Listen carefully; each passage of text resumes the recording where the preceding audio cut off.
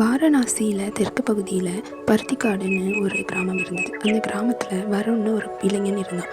அவனுக்கு வாழ்க்கையே ரொம்ப வெறுப்பாக இருந்த மாதிரி இருந்தது. ஏன்னா அவன் பட்டப்படிப்பெல்லாம் முடித்து ஒரு கனவு வாழ்க்கையை வாழ்ந்துட்டு இருந்தான். ஆனால் அந்த வாழ்க்கை கிடைக்கலங்கவும் ரொம்ப மன வருத்தத்தில் இருந்தான். ஒரு நாள் தன்னோட வாழ்க்கையில் எதுவுமே சரியாக நடக்கலை அப்படின்ட்டு வீட்டை விட்டு வெளியேறி காட்டுக்கு போனான். அந்திக்காடு ஒரு பண்டைய காடு. அந்த காட்டை பற்றின வரலாறுகள், முன்னோர்கள் கூறிய பயங்கள் எல்லாமே தெரிஞ்சிருந்தாலும் அவனுக்கு நான் எதையும் இழக்க மாட்டேன் அப்படிங்கிற ஒரு தைரியம் மட்டும் இருந்தது. அந்த தைரியத்தோட காட்டுக்கு நடக்க ஆரம்பித்தான். மழையால் நனைஞ்ச வேர்கள், அந்த மாதிரி அவனோட பயணமே புதுசாக தெரிஞ்சுது. இதுதான் தன்னை மீட்டெடுக்கும் நேரம்னு அவன் முடிவு பண்ணான். வருண் காட்டுக்குள்ளே வந்த நேரம் நல்ல மழை. அந்த நேரம் மறுபடி மழை நின்று காற்று அமைதியாகிறது. அப்போது ஒரு புலியை சந்திக்கிறான். ரொம்ப பயத்தில் இருக்கான். அப்போது புலி பேசுது. மனிதா, நீ பயப்படாதே. இப்போ எனக்கு பசி இல்லை, நான் உன்னையே சாப்பிட மாட்டேன். ஆனால் நீயே உன்னையே இவ்வளோ நாள் சாப்பிட்டுக்கிட்டு இருக்கிறீ. அதற்கான காரணம் என்ன? வருண் திகைச்சு போய் பார்க்குறான். புலி என்ன சொல்லுது? புலிகிட்ட மறுபடியும் கேட்குறான், நீ என்ன சொல்ல வர? எனக்கு புரியலை. புலி சொல்லுது, நீ உன்னுடைய பயத்தை தான் உணவாக்கி இவ்வளோ நாள் நீ சாப்பிட்டுக்கிட்டு இருக்கிற, அதனால் உன்னோட தைரியம் எல்லாம் செத்து போச்சு.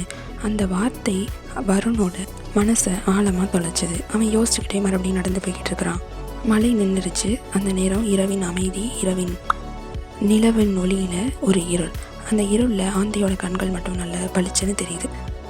ஆந்தையும் பேசுது, நீ இவ்வளோ நாள் இருட்டிலேயே இருக்கிறியா அப்படின்னு. வருண் கேட்குறான், அப்படிலாம் இல்லையேன்னு சொல்லும் போது வருண் ஆந்தைகிட்ட கேட்குறான், இந்த இருட்டில் கூட உன்னோட கண்கள் எப்படி இவ்வளோ பிரகாசமாக தெரியுது அப்படின்னு. அதுக்கு ஆந்தை சொல்லுது, நீ இவ்வளோ நாள் நீ இருட்டில் இல்லை, உன் கைகளால் கண்களை மூடி இருட்டுன்னு பயந்துக்கிட்டு இருக்கிற. வருண் குழம்பி போனான். இப்போ நான் அதுக்கு தீர்வு என்ன செய்யணும் அப்படின்னு கேட்குறான். நீ ஒன்றும் செய்ய வேண்டாம், உன் கைகளில் இருந்து இருக்கிற இருளை கைகளை அகற்று. வெளிச்சத்தை பார்த்தாலே போதும், உன்னோட வாழ்க்கை இருள் நீங்கிரும். அடுத்தது ஆந்தைட்டேருந்து விடைபெற்று நடந்து போய்கிட்டு இருக்கிறான். அப்போது செடிகளுக்குள்ளே ஒரு சத்தம் கேட்குது. திடீர்னு பார்த்தா அங்கே ஒரு மான் ஓடிக்கிட்டு இருக்குது. மான்கிட்ட போயிட்டே நெல்லு, நீ ஏன் என்னை பார்த்து ஓடுற? நான் என்ன புலியா நீ பயந்து ஓடுறதுக்குன்னு கேட்குறான். அதற்கு மான் சொல்லுது, நீ ஒரு பயம்தான். ஏன்னா நீ எதை பார்த்தும் பயப்பட தான் செய்வேன், ஆனால் நானாவது வேகமாக ஓடிடுவேன். நீ ஆனால் அதே இடத்துல இருந்து அழதான் செய்வேன்னு சொல்லுது. சொல்லி முடிச்சுட்டு மான் தைரியமாக போய்கிட்டு இருந்தது. இதை பார்த்த வருண், பயம் உள்ளவங்களுக்கு ஓட்டம் கூட ஒரு பரிசு தான் அப்படின்னு நினச்சிட்டு நடந்து வந்துக்கிட்டு இருக்கிறான். அப்போது வானவில் தோன்றிய ஒரு பசுமையான மாலை நேரமாக இருக்குது. அப்போது அங்கே உள்ள ஒரு குரங்கு மரத்துலேருந்து கிழிஞ்ச தாள்களை வீசிக்கிட்டு இருக்குது. வருணோட தலைக்கு மேலே ஒரு தாள் வந்து விழுது. அதில் உன் திறமையே யாரும் பூட்டி வைக்கல, அதை நீயே தான் மூடி வச்சிருக்கிற, அதுதான் பிரச்சனைன்னு சொல்லுது அப்படின்னு எழுதியிருக்கு. அதை பற்றியும் வருண் கொஞ்சம் யோசிக்கிறான். வருண் இப்போ நடந்துக்கிட்டே அந்திக்காட்டின் எல்லைக்கு வந்துடுறான். அங்கே எல்லாரும் ஒன்றா சேர்ந்து இருக்கிறாங்க.